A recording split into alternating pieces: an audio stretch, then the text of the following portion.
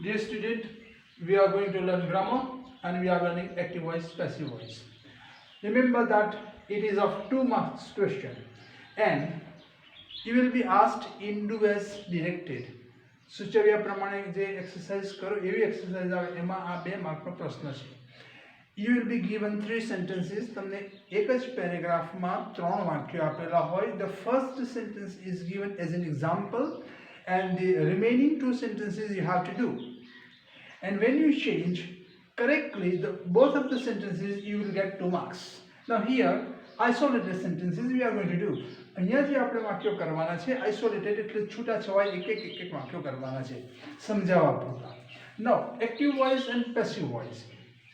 How did you find out active voice? Now when you find that the doer is take initial place જ્યારે કર્તા શરૂઆતના સ્થાનમાં હોય doer, and when the doer is very important, it is active voice.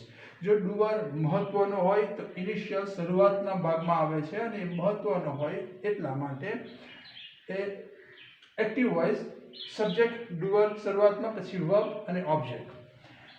Passive voice હોય તો ઓબ્જેક્ટને આગળ મૂકવું પડે, પછી વર્બમાં ફેરફાર કરવાનો અને પછી જે ડુઅર હોય એને બાય ફ્રેઝ કરીને ડુઅર મૂકી દેવું. બરાબર છે?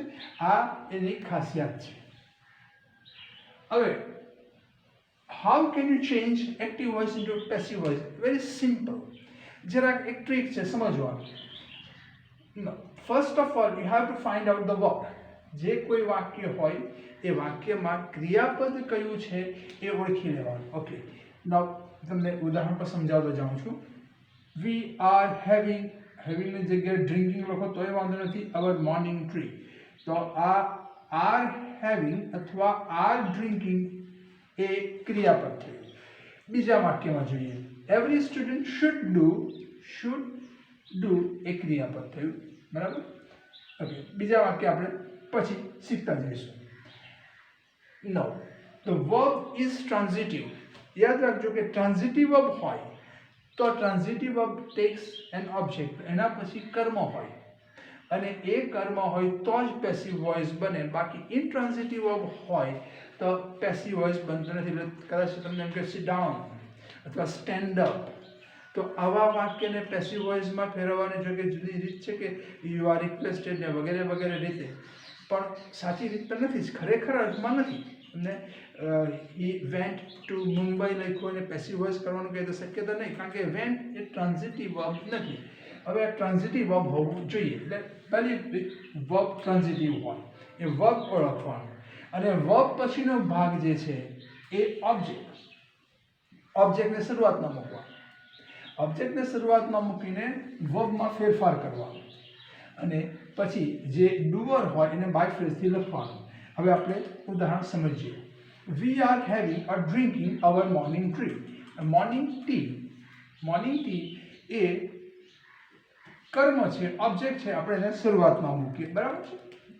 our morning tea.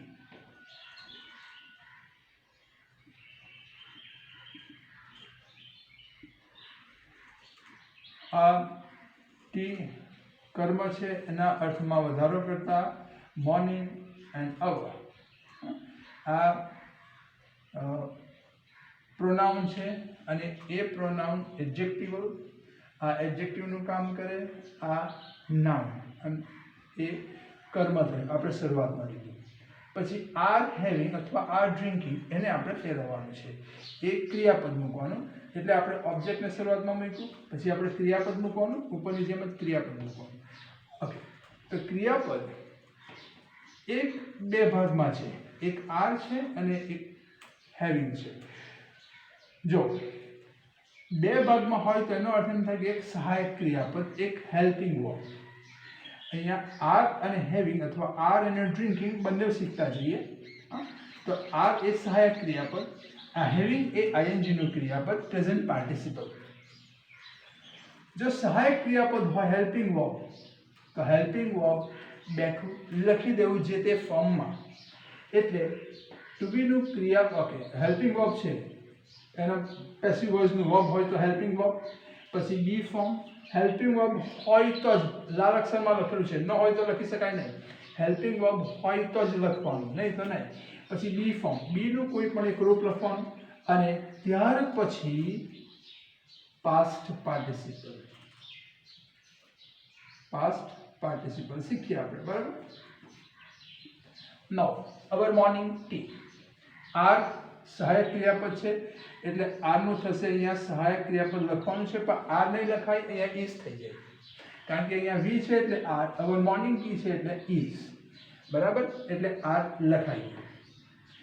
આ હેવિંગ, ડ્રિંકિંગ બેમાંથી કોઈ પણ એક લખીએ, બંને લખીએ, બંને ટ્રાય કરીએ, બરાબર છે. હેવિંગ લખેલું છે, ડ્રિંકિંગ લખેલું છે. આ આઈએનજી નું ફોર્મ છે. તો આપણે જાણીએ છીએ કે ટુ બી ના રૂપ વગર પેસિવ વોઇસ બનતું નથી. મગજમાં ગાંઠ પાડી લો, બી ફોર્મ વગર પેસિવ વોઇસ બનતું નથી. એટલે આ ઇઝ તો લખ્યું છે પણ એ સહાયક ક્રિયાપદ છે.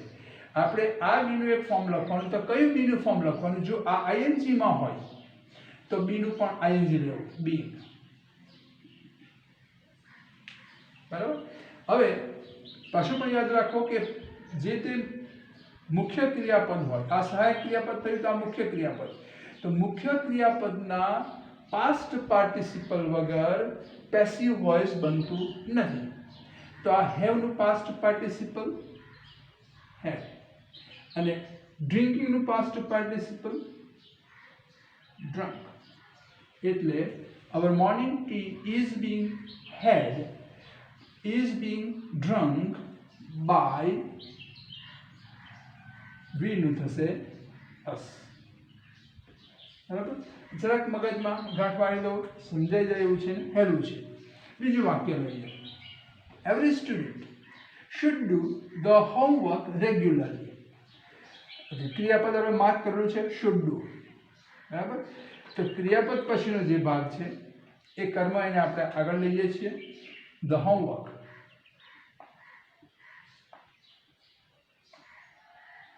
ઓલરાઈટ. હવે આ રેગ્યુલરલી જે છે એ એડવર્બ છે અને આપણે પછીથી લખી શકીએ કર્મને શરૂઆતમાં લઈએ. શુડ અને ડુ ક્રિયાપદના બે ભાગમાં છે એટલે આ એક સહાયક ક્રિયાપદ છે શુડ. તો સહાયક ક્રિયાપદ અહીંયા કહ્યું તેમ હેલ્પિંગ વર્બ કે સહાયક ક્રિયાપદ જે છે એ ફોર્મમાં લખી દેવું, શુડ તો શુડ જ લખવાનું, બરાબર.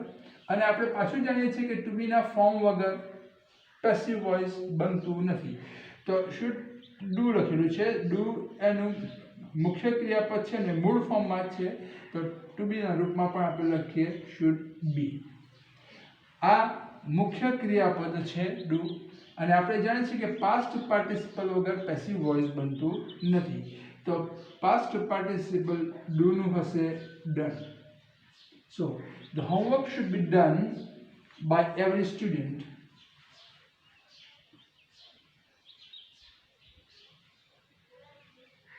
regularly. તમે આમ લખવું હોય, the homework should be done regularly by every student, તો પણ સાચું, તો પણ સાચું. Now third one, I didn't do such serious mistakes. જો અહીંયા મિસ્ટેક્સ છે એટલે સચ પછી આર્ટિકલ એ લખેલું નથી. અહીંયા ફક્ત મિસ્ટેક હોય તો આર્ટિકલ એ લખવું પડે તો સિંગ્યુલર થાય. આ પ્લુરલ લખેલું છે, બહુવચન લખેલું છે, બરાબર. I didn't do, તો ક્રિયાપદ શોધવાનું તમને કહ્યું છે કે સૌથી પહેલા ક્રિયાપદ શોધી નાખો. didn't do ક્રિયાપદ છે એટલે ક્રિયાપદ પછીનો જે ભાગ છે એ કર્મ છે, આપણે એને આગળ લઈએ. such serious mistakes, બહુવચન લખેલું છે. such a serious mistake, અહીંયા એ લખેલું તો સિંગ્યુલર, એ નથી એટલે અહીંયા પ્લુરલ છે. such serious mistakes, આવી ગંભીર ભૂલ. પછી આપણે ક્રિયાપદ લખવાનું didn't do. didn't do એ સિમ્પલ પાસ્ટ છે. didn't do એટલે do નું ઓકે ડીડ આપેલું હોય કે ડુ, એને સિમ્પલ પાસ્ટનું ફોર્મ didn't do. તો આપણે આ એક સિમ્પલ પાસ્ટ ટેન્સ છે, સિમ્પલ પાસ્ટ ટેન્સ છે એટલે સહાયક ક્રિયાપદ તરીકે વોઝ અને વર બેમાંથી એક લખવાનું કહે તમને, તો તમે અંદાજો લગાવો. આ બહુવચન છે એટલે તમે ચોક્કસ વર જ લખો, બરાબર છે ને. બહુવચન છે એટલે વર લખીએ. So such serious mistakes were negative છે not એટલે અહીંયા આપણે પાર્ટિકલ not લખીએ were not ઓકે do છે એનું પાછું પેસિવ વોઇસ લખવાનું were not done પછી I લખેલું છે by me આવી ભૂલ મેં નહીં કરી મેં નથી કરી ભૂતકાળ છે હું નહીં કરું હોય તો સચ serious mistakes are not done પણ અહીંયા past tense છે એટલે were not done. Alright, now number 4, Mr. Mathur reads the Times of India daily. ક્રિયાપદ છે અંડરલાઈન ક્રિયાપદ reads એટલે વાંચે છે. The Times of India, the Times of India એ ન્યૂઝપેપરનું નામ છે એને આપણે આગળ લઈએ છીએ કર્મને સ્થાને આપણે ઓબ્જેક્ટ અહીંયા લઈએ છીએ. The Times of India, alright, ભલે ટાઈમ્સ ઓફ ઇન્ડિયા લખેલું હોય પણ ન્યૂઝપેપર નામ છે એટલે સિંગ્યુલર. રીડ્સ એટલે સિમ્પલ પ્રેઝન્ટ તો સિમ્પલ પ્રેઝન્ટ છે ટુ બીનું સિમ્પલ પ્રેઝન્ટનું ફોર્મ એમ ઇઝ ને આર. આ સિંગ્યુલર છે એટલે આપણે ક્રિયાપદ લઈએ ઇઝ. બરાબર. રીડનું past participle read, spelling same છે બોલાય જુદું. The Times of India is read by Mr. Mathur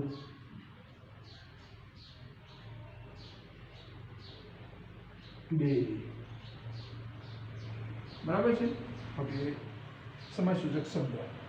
Now here fifth one, who wrote this application? આ application કોણ લખી?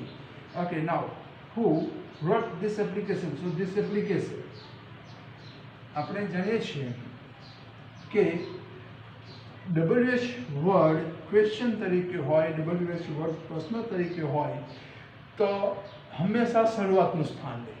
WH ને છેલ્લે જવા દેતા નથી, આપણે શરૂઆતના સ્થાનમાં મૂકીએ છીએ. એટલે એને પેસિવ વોઇસ કરતાં પણ આપણે શરૂઆતના સ્થાનમાં મૂકીએ છીએ. બાય હુ. બરાબર. બાય હુમ આપણે બાય હુમ જે કોઈ વ્યક્તિનું નામ હોય રાજુ રોટ ધીસ લેટર તો આપણે હુ બાય રાજુ આપણે છેલ્લે લખીએ તો આપણે અહીંયા શરૂઆતમાં લખીએ. શરૂઆતમાં લખી દીધું એટલે ક્રિયાપદ છે અહીંયા આપણા પાસે રોટ.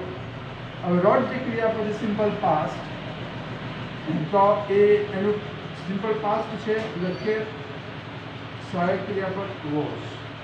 By whom was this application પછી કર્મને સ્થાન મૂકીએ ધીસ એપ્લિકેશન અને રોટનું રીડ. ઓકે.